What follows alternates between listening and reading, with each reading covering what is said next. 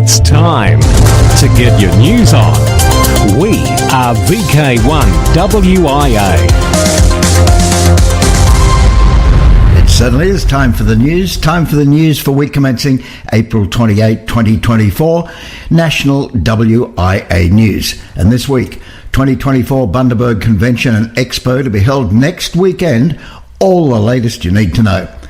Better late than never, news on this year's Harry Angel Memorial Sprint. Solos on the Air activity. Programs for disabled amateurs mark 57 years. But wait, there's much, much more in this edition of news from the Wireless Institute of Australia. I'm Editor Graham, VK4BB. This is WIA Director Peter, VK8ZZ. As this broadcast goes to air, we are finalising registrations for the 2024 Bundaberg Convention and Expo to be held next weekend. Registrations for the Bundaberg Amateur Radio Conference and Expo are open until midnight Sunday, that is, tonight. We are closing registrations, including the dinner, early as we have to know the final numbers for the gala dinner for catering purposes. So if you're going to this fantastic event and want to join the gathering of the gala dinner on the Saturday night, then register today. Registrations without attendance at the gala dinner will still be open until Wednesday midnight, that is the 1st of May 2024. The program is on the WIA website and details are also being mentioned by the Bundaberg Amateur Radio Club, which is included elsewhere in this broadcast. A contact with US astronaut Matthew Dominic on the International Space Station has now been confirmed and will be a highlight of this event. The Bundaberg Convention and Expo event will also include the WIA Annual General Meeting on the morning of Sunday the 5th of May 2024, commencing at 10 a.m. Eastern Time. Registrations are essential to attend either in person or online. The formal notice of the AGM was sent to all members on the 12th of April 2024. The notice has also been published in Amateur Radio Magazine as well as advertised in the WIA news pages. The business to be conducted at the meeting, which has already been advised to members, includes the following items: to receive and consider the annual financial statements, directors' report and independent auditors' report for the year ending 31 December 2023, to consider the results of elections of directors, and to consider the special resolution to bestow honorary life membership on Robert Broomhead, VK3DN, and to transact any other business that may be brought before the meeting in accordance with the Institute's constitution. And that was by order of the board of the WIA on the 10th of April 2024. Once again, registration is essential to attend the WIA AGM either in person or online. Registrations for the AGM are available on a link on the WIA News webpage or at a link in the text version of this broadcast. You must register to attend either in person or online. There is no cost for attending the AGM. If you are unable to make it either in person or online, then please send your apology to the Secretary at wia.org.au and that will be reflected in the AGM meeting minutes. This has been Peter Clee, VK8ZZ, looking forward to meeting as many of you as possible at next weekend in Bundaberg. 7-3. Thanks, Peter. Now, although registrations for the WIA Gala dinner close this Sunday evening 28th at midnight and the AGM without the dinner close Wednesday the 1st at midnight, if you are attending the Expo, tickets can be purchased on the day. We are VK1WIA. Now, international news with VK2LAW Jason. And international news is with thanks to DX World, IARU, RSGB, RAC, ARRL, NZART, EHAM, Amateur Radio Newsline, ICQ Podcast, RadioWorld.com, Hackaday, and the worldwide sources of the WIA. Programs for Disabled Amateurs marks 57 years.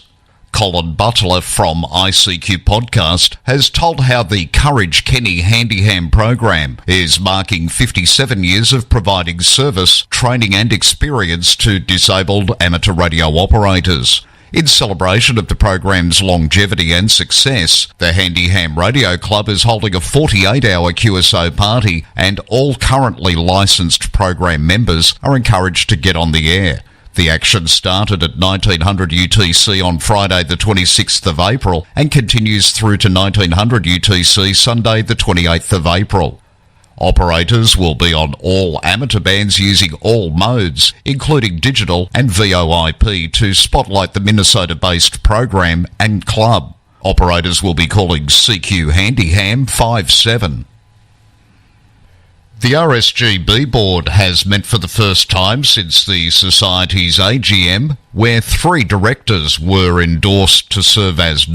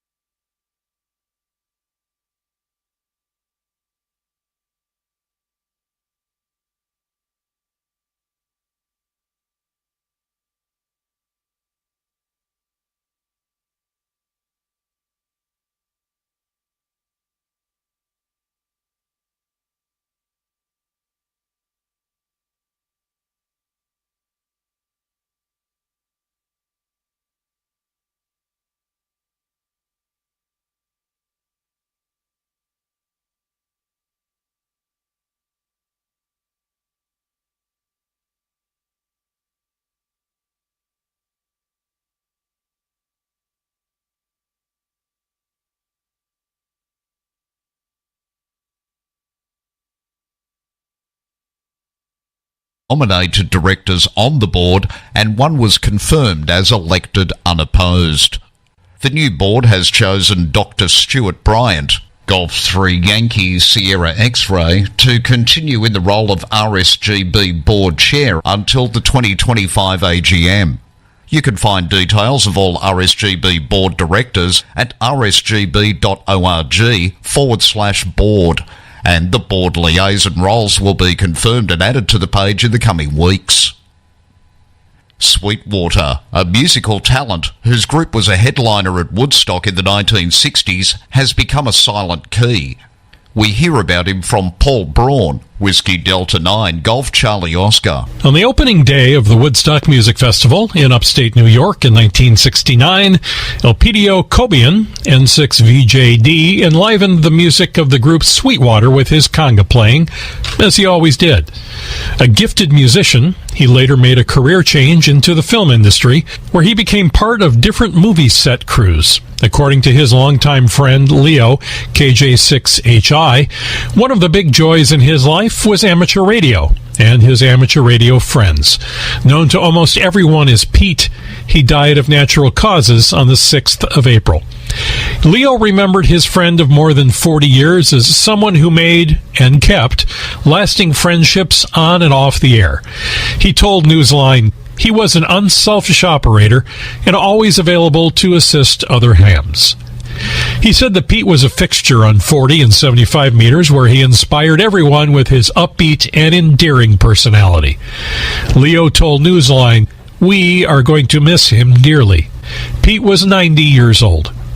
This is Paul Brown, WD9 GCO. Thanks, Paul. To the Indian subcontinent. 3 remote polling stations in Pune District, West India are set to utilise ham radio technology to transmit important voting information. These polling centres lack cell phone network coverage, making conventional communication methods ineffective. With ham radio technology bridging the communication gap, voters in these regions can rest assured that their voices will be heard. To the USA, a shame it's a bit far for a quick visit for we VK hams, but the Pennsylvania Trolley Museum will be hosting its first ever Vintage Communications Weekend soon.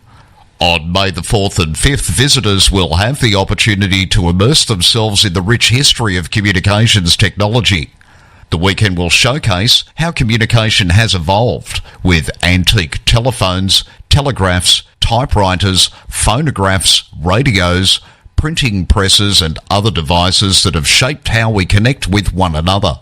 Long-distance amateur radio operators can take part in the event by working the weekend special event station.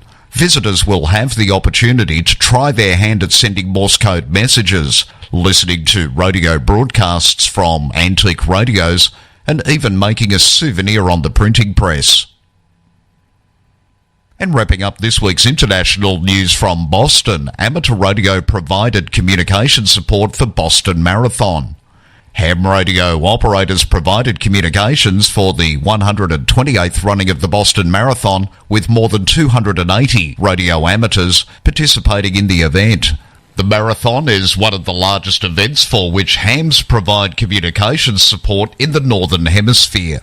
They are performing communication duties that include logistics support as a primary function and backup support for medical and other public safety requests for the race as needed, wrote District Emergency Coordinator for the ARRL Eastern Massachusetts section, Rob Macedo, Kilo Delta 1 Charlie Yankee. For VK1 WIA National News, in Sydney, I'm Jason, VK2LAW. From here, there and everywhere, you've tuned to the Wireless Institute of Australia's National News Service. We are VK1WIA. Now, operational news with Felix, VK4FUQ. Hello there. And in operational news, we start as usual with Contest 2024. And we kick off with a notice from Kevin Reed, the Harry Angel. This is Kevin, VK4UH, Contest Manager for the Harry Angel Memorial 80-metre Sprint. A quick reminder that the 2024 contest is being run on Saturday, May the 4th, and this year marks the 25th year for the Harry Angel Sprint, a quarter of a century. The Harry Angel Sprint is an annual 80-metre contest established to commemorate the life of Harry Angel, VK4HA, who at the time of his becoming a silent key was the oldest licensed amateur in Australia. The duration of the contest is 106 minutes, 1 minute for each year of Harry's life. Full details about the contest can be found in the contest section on the main WIA website, and this includes all information about scoring and instruction for the submission of all log entries. And a reminder that logs can only be submitted electronically. This is Kevin, VK4UH, on behalf of the WIA and the Redcliffe Radio Club, manager of the Harry Angel Memorial Sprint. The St George Amateur Radio Society will again be holding the Don Edwards Memorial Slow Morse in 2024. The contest is held on the weekend after Mother's Day. This year it will be on Saturday the 18th and Sunday the 19th of May. IAA HF World Championship the second full weekend of July, that is 13-14. Starts 0 hours UTC Saturday, ends 23:59 hours UTC Sunday. Trans-Tasman Low Band Contest, July 21st. The Trans-Tasman Contest, always held on the third weekend in July, aims to encourage low band activity between VK and ZL. Only contest bands 160, 80 and 40 metres are allowed with SSB, CW and digital, that is RIDI or PSK. This contest is another official WIA contest and will count towards the Peter Brown Contest Champion Awards. Yoda Contest 2024. The next two sessions of this year's Yoda Contest will be from 10 hours UTC to 21:59 hours UTC on 21 July and 29 December on the 5 classic bands, CW and SSB. Everyone can work everyone. August 17-18 Remembrance Day Contest. This contest commemorates the Australian amateurs who died during World War II and is designed to encourage friendly participation and help improve the operating skills of participants. It is held on the weekend closer to the 15th of August, the date on which hostilities ceased in the Southwest Pacific area. A perpetual trophy is awarded annually to the Australian state or territory with the best performance. The name of the winning state or territory is inscribed on the trophy, and that state or territory then holds the trophy for 12 months. The winning state or territory is also given a certificate, as they are leading entrants. Amateurs will endeavour to contact amateurs in VK call areas, ZL and P29, on all bands except WARC bands.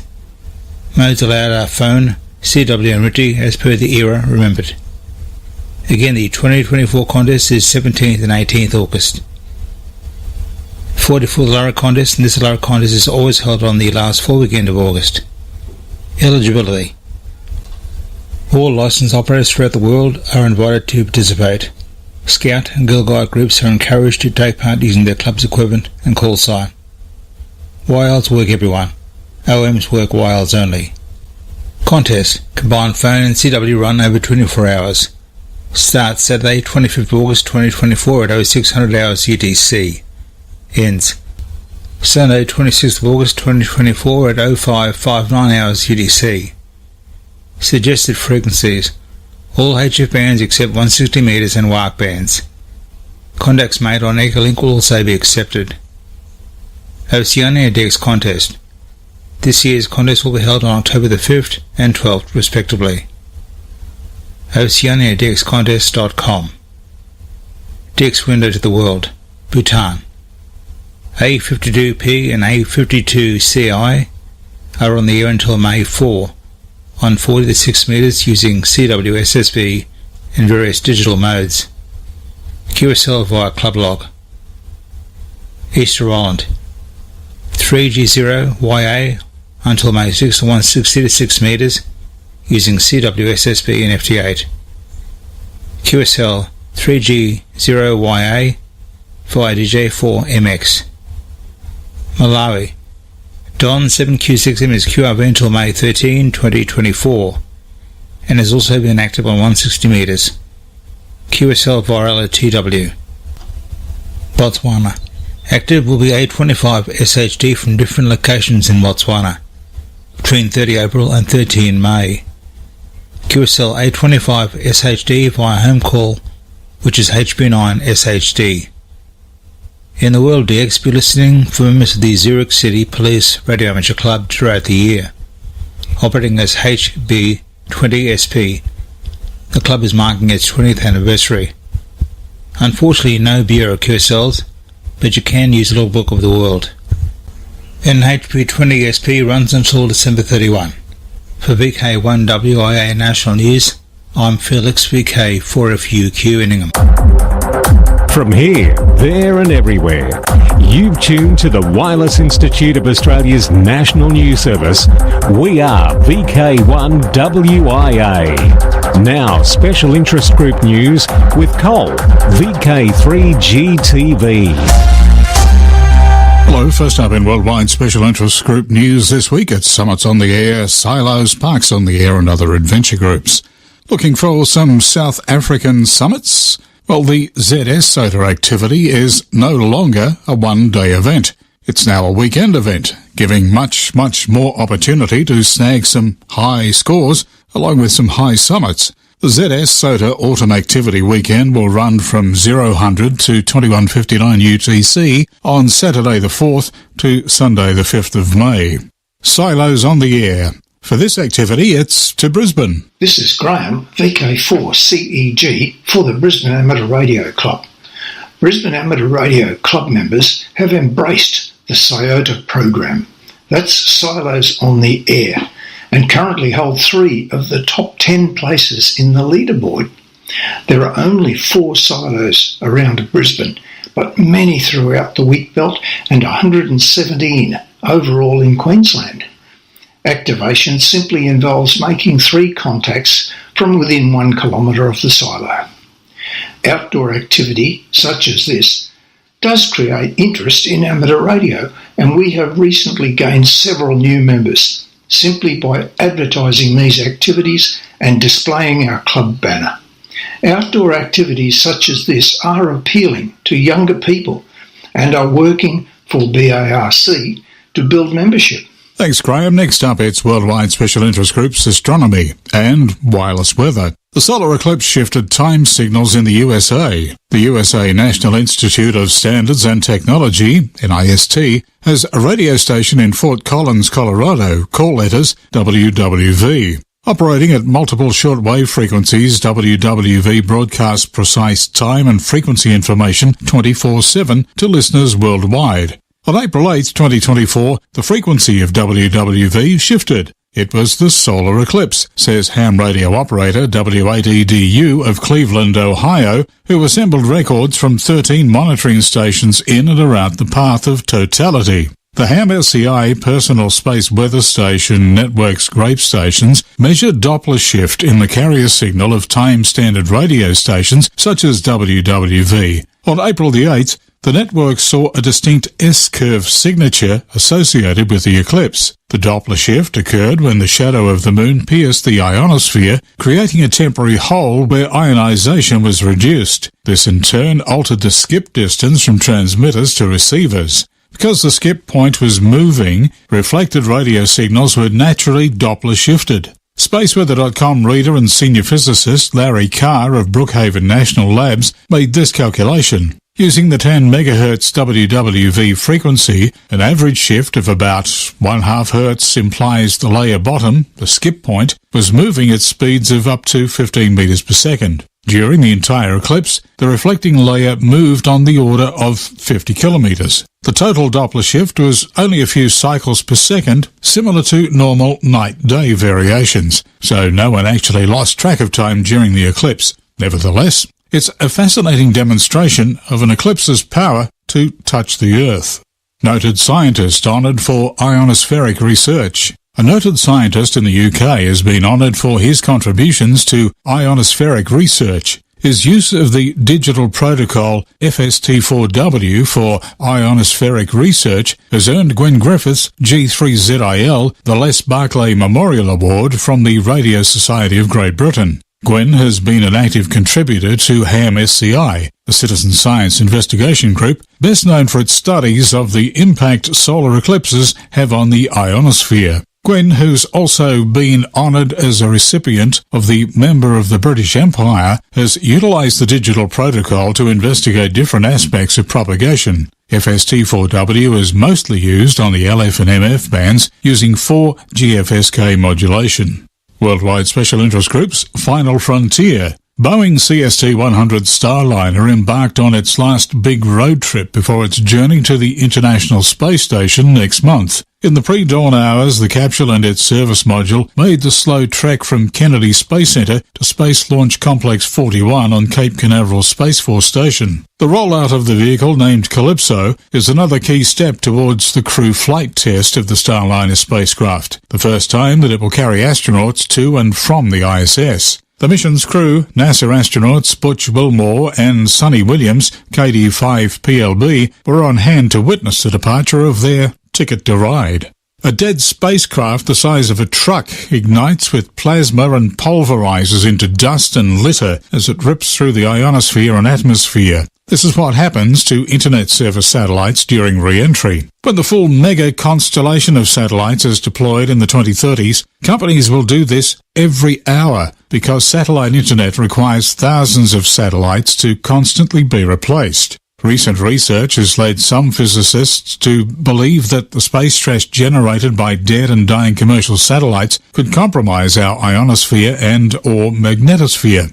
Unlike meteorites, which is small and only contain trace amounts of aluminium, these wrecked spacecraft are huge and consist entirely of aluminium and other exotic, highly conductive materials. And highly conductive materials can create charging effects and act as a magnetic shield. Worldwide Special Interest Groups IOTA. Wake Island, IOTA number OC053, NL7RR. Listen for Tom, NL7RR from Wake Island, IOTA number OC053, until the 15th of May, on or around 14.200 MHz, using the call sign KH9/NL7RR, QRZ.com for QSL details. Lowland Island, IOTA number EU029, 5P5LI. 7 radio amateurs from Belgium are active as 5P5LI from Lowland Island, IOTA number EU029, until the 6th of May, operating CW, SSB, and the digital modes on 160 through to 6 metres. QSL 5P5LI via ON6CF, direct or bureau. Worldwide Special Interest Groups Military. George, MM0DFV, writing in Ham Radio Daily, tells of a special event amateur radio station, GB6WW, which will be working from Glasgow, Scotland from the 1st to the 28th of May as a poignant tribute to commemorate the end of World War II. This event is not just about celebrating victory, but also remembering the sacrifices made and the lessons learned from one of the darkest periods in human history. Amateur radio has a long-standing tradition of bringing people together across the globe, and GB6WW embodies that spirit by connecting individuals through the airwaves to reflect on peace and freedom. The event encourages participants to learn about the technological advancements of the time, the role of communication in the war effort, and the importance of radio as a tool for both information and morale. By tuning into GB6WW, participants and listeners can explore the past, honour the memory of those who served and suffered, and celebrate the peace and freedom that their sacrifices secured. This event is a reminder of the power of communication to bridge time, space, and differences, fostering a global community united in remembrance and hope. And here in VK, don't forget that, well, it would be hard to, as Felix, VK4FUQ, has been reminding us each week of our own Remembrance Day contest in August. US Armed Forces Day Crossband Test, May 11, 2024. The US Department of Defense will host this year's Armed Forces Day, AFD, Crossband Test on May 11. For more than 50 years, military and amateur stations have taken part in this event, which is an interoperability exercise between hobbyist and government radio stations. The event is open to all licensed amateur radio operators and will not impact any public or private communications. The AFD Crossband Test is a unique opportunity to test two-way communications between military communicators and radio stations in the amateur radio service. These tests provide opportunities and challenges for radio operators to demonstrate individual technical skills in a tightly controlled exercise scenario. Military stations will transmit on selected military frequencies and announce the specific amateur radio frequencies monitored. All scheduled times will be in Zulu, and all scheduled frequencies will be upper sideband unless otherwise noted. Information on frequencies, times, and other technical information can be found in our text edition, best read at wia.org.au. Worldwide Special Interest Groups, Radio Amateur Youngtimers, YOTA. And with the latest news, it's over to Alec, VK2MV. Thank you, Cole. Mile High Middle School is home to some true student hams. Rather than being class clowns, these are serious hams, or more to the point, certified amateur ham radio operators. They are able to communicate with a peer in a neighboring town, a video gamer in Japan, or an astronaut aboard the International Space Station. The Mile High Amateur Radio Club, supervised by industrial arts teacher and ham radio enthusiast Terry Pemberton, is a group of 7th and 8th grade boys and a few girls who just earned their federal ham radio licenses with classes taught by leaders in the Yavapai Amateur Radio Club. As a reward for finishing the classes to earn their license, a requirement to be an operator, the club was able to equip each with their own handheld radio in one of the variety of color schemes. Now turning to Argentina, Youth on the Air is accepting recycling donations of Eclipse glasses for hams and youth. These recycled Eclipse glasses will be sent home with Argentinian campers attending the 2024 Yoda Americas Camp so that amateur radio operators and youth can safely watch the annual solar eclipse in October of this year. This is a great idea to recycle unused or gently used glasses while helping fellow amateur radio operators and youth in the hobby. Donations will be accepted in person only at the Dayton Hamvention Yoda booth and at the 2024 Yoda Americas Camp in Halifax, Canada. Thanks, Alec. And finally this week, it's Worldwide Special Interest Groups Video.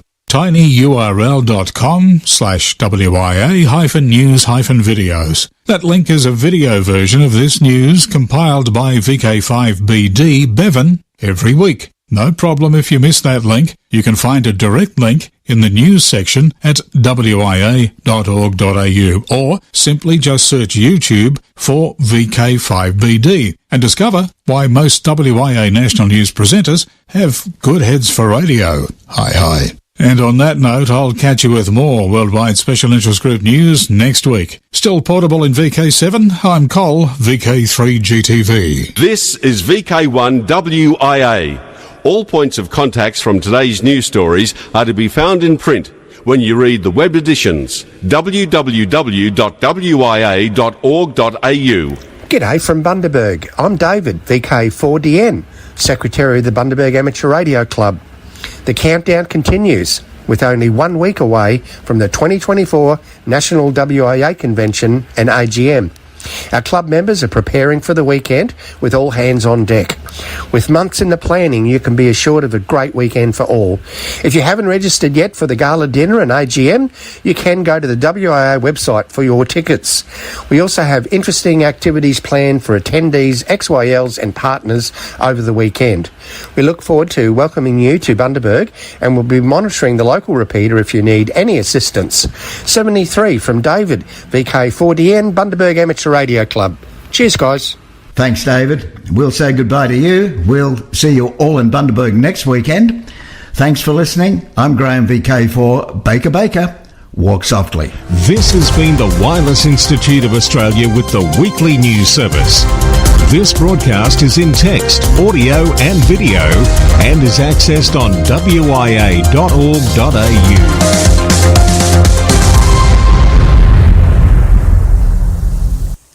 Courtesy of Bevan, VK5 BD's ATV and YouTube channel, this has been WIA National News. We're back now, live and local, and your voice, your callbacks. And don't forget, tick like.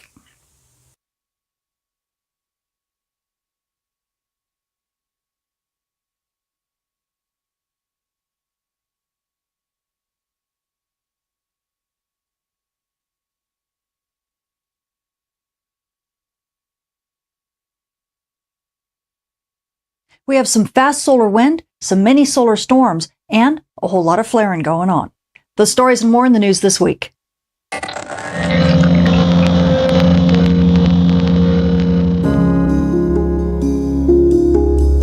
If you want to learn how weather from our star causes impacts at the Earth that shape the future of our world, join Professors Dr. Jenny Meehan, Michael Cook, and myself as we guide you through a space weather certificate program like no other.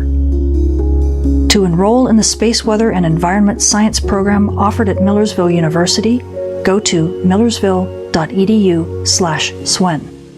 It's weather for the 21st century. This forecast also sponsored in part by CW Ops. Our sun is letting us know what solar maximum is all about. As we take a look at our Earth-facing disk, look at all the active regions in Earth view. There are no less than 18 active regions on the Earth-facing disk, and that means a lot of solar flares. In fact, the ones that have been leading the fray have been this kind of cluster of solar active regions right here. These have been giving us mainly R1 to near R2 level radio blackouts, but along with region 3636, 3639, 3646, and now region 3654 jumping into the fray, we have been getting not only a lot of solar flares, but also little mini solar storms being launched. Luckily, most of the solar flares have been short-lived and impulsive. They're not the big, long-duration flares, so they're more of a nuisance, but they sure are causing a lot of noise on the bands. Now, on top of that, you can see we have this big coronal hole. This is going to be rotating into the Earth strike zone here over the next couple days, and it's going to be sending us some fast solar wind, but you can actually see a bit more activity right here. If you take a look at this filament, you can barely see this filament right here. Well, early on the 23rd, this launches right there in that big poof. You also saw another eruption there, and there was some stuff going off here in the north.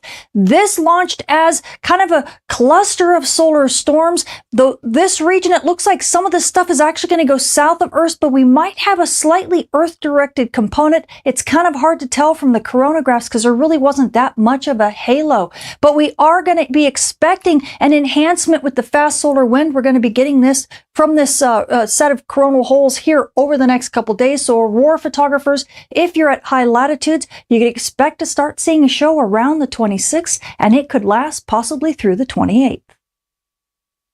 And now taking a look at the sun's far side, we can no longer use stereo A imagery to look at the sun's far side because stereo A is looking at the same side of the sun as we are. So we have to simulate the far side by looking at HMI and AIA imagery of about 2 weeks ago to get an idea of what active regions might be lurking on the sun's far side. And as you can see, region 3628 and 3633, these were the regions that gave us a little bit of activity the last time they were in Earth view, and they look like they might be surviving their far side passage. In fact, as we take a look at our JSOC HMI helioseismology far-sighted monitor, look at all of the dark regions. These are all the regions that are actually rotated into Earth view right now. They're on the front side. But as this yellow patch, which is the sun's far side, rotates further around, you can see things are pretty calm in actuality. It looks like region 3630, 3628, and then you'll see region 3633 also looking like it's surviving their far side passage. But we might have a few other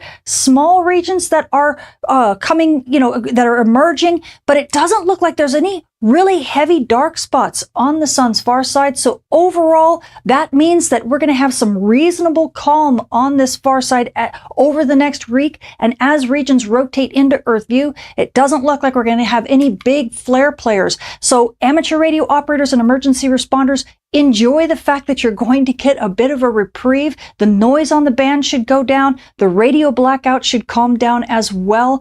And enjoy, because we do need a little bit of a break. Now, switching to our moon, we are passing through the full moon phase on our way to the third quarter. And by the 30th, the moon will still be about 60% illuminated. So you night sky watchers, if you want to catch those dim objects in the sky, like, I don't know, maybe some aurora, you're going to have this bright companion. So you're going to need to check your local rise and set times. Now, switching to our solar storm conditions and aurora possibilities over the coming week, we are anticipating the fast solar wind from that coronal hole that's going to be rotating in through the Earth strike zone, along with the potential for some small mini solar storms. So at high latitudes, NOAA's expecting major storm conditions. In fact, NOAA's giving us about a 60% chance of major storm starting around the 25th. This should calm down maybe just a little bit as we pass through some fast solar wind around the 26th. But then on the 27th and the 28th, we could get that filament eruption that's mainly going to go south of Earth, but it could give us a little bit of a glancing blow right around the 27th. So aurora photographers, man, you really do have some decent chances to get some sporadic aurora views over the latter part of this week and early into next week. So be sure to keep your batteries charged. Now, as we take a look at mid-latitudes, well, we are expecting active conditions for the same reasons. We're going to have that wind watch sitting right around the 25th, but we do have about a 20% chance of a minor storm, and that will then calm down just a little bit as we move through the 26th. But once again, because of that filament eruption, we're expecting to see maybe a little bit of an enhancement starting around the 27th or into the 28th. So aurora photographers, if you're at mid-latitudes, you could get just a little bit of a show, but it's going to be very fleeting. So yeah, only if you're dedicated should you chase. Now, switching to your solar flare and dayside radio blackout outlook over the coming week, we do have a lot of active regions in Earth view, and quite a few of them are big flare players. So we expect to have a lot of noise on the bands this week, but things will be quieting down. The solar flux will also be dropping. As you can see, we're over in the 200s right now, but that could be dropping down to about 175 or so by about mid next week.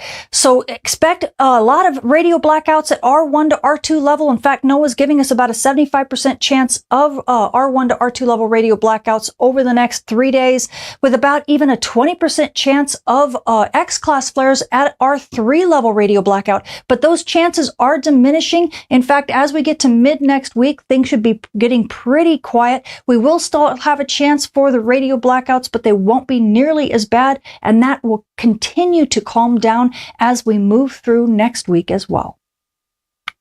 Now, switching to our radiation storm and polar aviation outlook over the coming week, everything is in the green right now when it comes to radiation storms, except for the radiation storm risk. We are sitting at the D1 normal range. That's at flight level 360 for you aviators. It's also the S0 quiet range for everyone else. But right now, NOAA's giving us about a 20% chance of an S1 to S2 radiation storm, and that's because we have a lot of those big flare players rotating to the sun's west limb, and that's when that risk for radiation storms always seems to rise. And we will continue to have this risk over the next 3 days. Then you'll start seeing things begin to calm down as that big cluster of regions rotates to the sun's far side, but we won't be completely in the clear. That's probably not going to happen until at least midweek, if not the latter part of next week.